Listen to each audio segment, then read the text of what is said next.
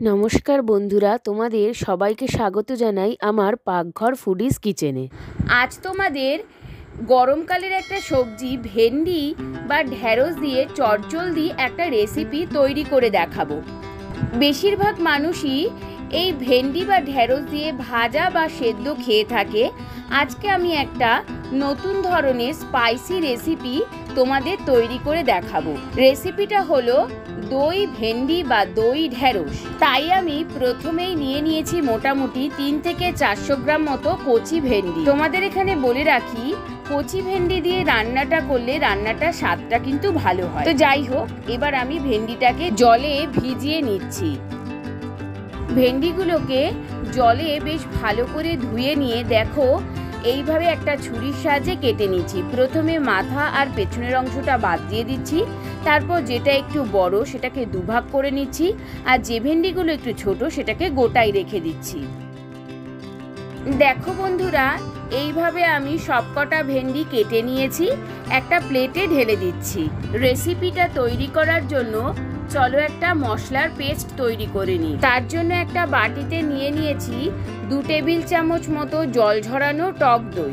এতে দিয়ে দিচ্ছি 1 চামচ ধনে গুঁড়ো, 1 চামচ জিরে গুঁড়ো, 1 চামচ কাশ্মীরি লঙ্কার গুঁড়ো, 1 চামচ হলুদ গুঁড়ো, সামান্য গরম মশলা আর 1 চামচ চিনি। এবার সমস্ত মশলাগুলোকে ভালো করে ফেটিয়ে দইয়ের সঙ্গে মিশিয়ে নিচ্ছি। মশলার পেস্টটা তৈরি করা হয়ে গেছে। এবার ভেন্ডিগুলোকে ভেজে নেব, তাই গ্যাসে একটা কড়াই বসিয়ে দিয়ে দিচ্ছি পরিমাণ মতো সাদা তেল। তেলটা একটু গরম হয়ে গেছে, এবার ভেন্ডিগুলোকে কড়াইতে ছেড়ে দিচ্ছি। এই রান্নাটা আমিষ নিরামিষ দুভাবেই করা যায়, তবে আমি পেঁয়াজ রসুন দিয়ে করিনি, আমি নিরামিষটাই তোমাদের করে দেখাচ্ছি। অল্প করে হলুদ আর নুন দিয়ে দিচ্ছি। বন্ধুরা, তোমাদের তো আগেই বললাম রান্নাটা আমিষভাবেও করা যায়। তোমরা যদি আমিষ রেসিপিটা দেখতে চাও আমাকে কমেন্ট করে জানিও, আমি করে দেখাবার চেষ্টা করব।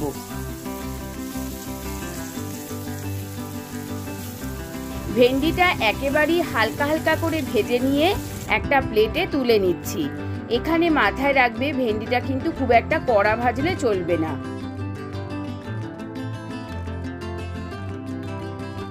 ওই কড়াইতেই আরেকটু তেল দিয়ে ফ্লেভারের জন্য দিয়ে দিচ্ছি 1 পিঞ্চ হিং।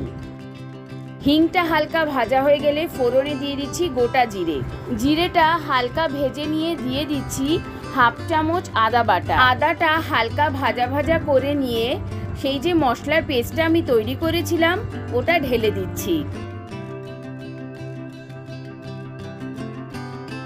মশলাটাকে ভালো করে মিশিয়ে নিয়ে দিয়ে দিচ্ছি মশলা ধোয়া জল।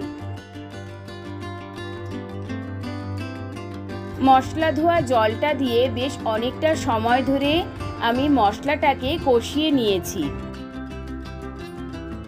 দেখো মশলাটা দিয়ে কি সুন্দর তেল ছেড়ে এসছে, মানে মোটামুটি আমার মশলাটা কষানো হয়ে গেছে। দিয়ে দিচ্ছি স্বাদ মতো নুন। নুনটা মশলার সাথে ভালো করে মিশিয়ে নিয়ে সামান্য জল দিয়ে দিচ্ছি। আমি যেহেতু রান্নাটায় খুব বেশি গ্রেভি রাখবো না, তাই সামান্য জল দিয়েছি। তোমরা যদি একটু বেশি গ্রেভি রাখতে চাও তাহলে আরেকটু জলও দিতে পারো।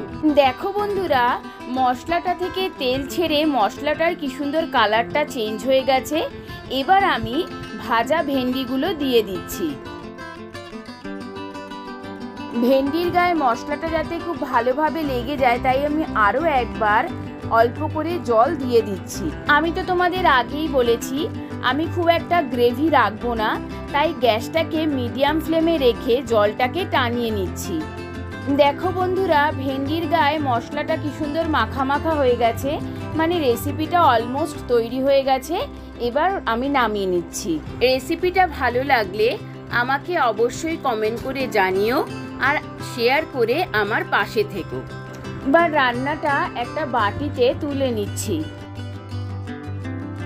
মোটামুটি এই রেসিপিটা গরম গরম ভাত, রুটি, পরোটা এই সমস্ত কিছুর সঙ্গে খেতে খুবই ভালো লাগে। দেখো বন্ধুরা, গরম গরম ভাতের সঙ্গে দই ভেন্ডি নিয়েছি।